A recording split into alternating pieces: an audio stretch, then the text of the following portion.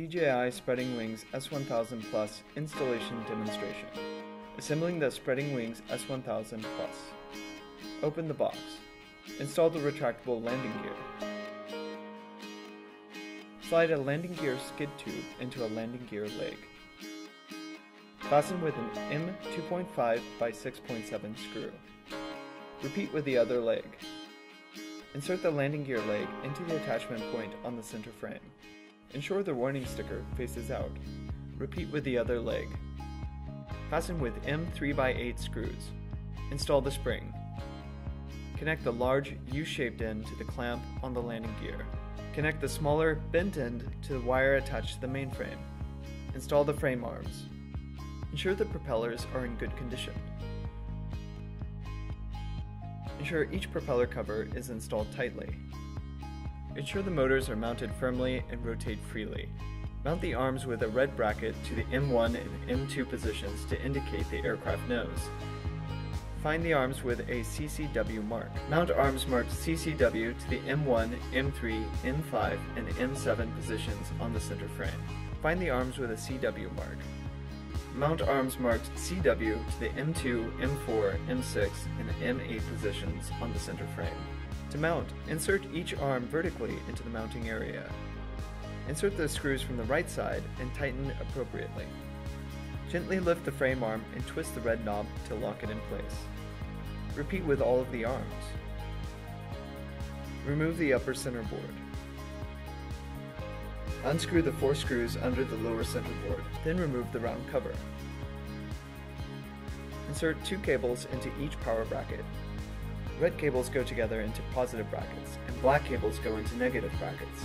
Replace the screws with the power cables secured inside. To ensure a reliable connection, rotate the screws until it's both tight and parallel to the connecting bracket. Put the round cover back on. Make sure that all the power cables are threaded through the holes, then replace the 4 screws. Plug the ESC signal cables into the slots on the center frame. Next, mount the A2 flight controller onto the S1000 Plus. Mount the main controller. Connect the main controller and the center board. Yellow 4-pin cables are for M1 to M4 connections. The yellow cable should be connected to M1 on the center board. Brown 4-pin cables are for M5 to M8 connections. The brown cable should be connected to M5 on the center board. Black 4-pin cables are for 4 continuous ground pin connections. Connect them to the center board. Then connect all of the cables to the corresponding ports on the flight controller.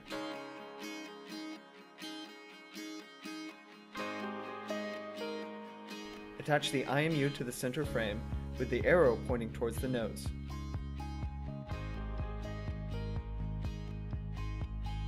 Connect the IMU to the CAN 1 port on the flight controller. Mount the IOSD module near the main controller.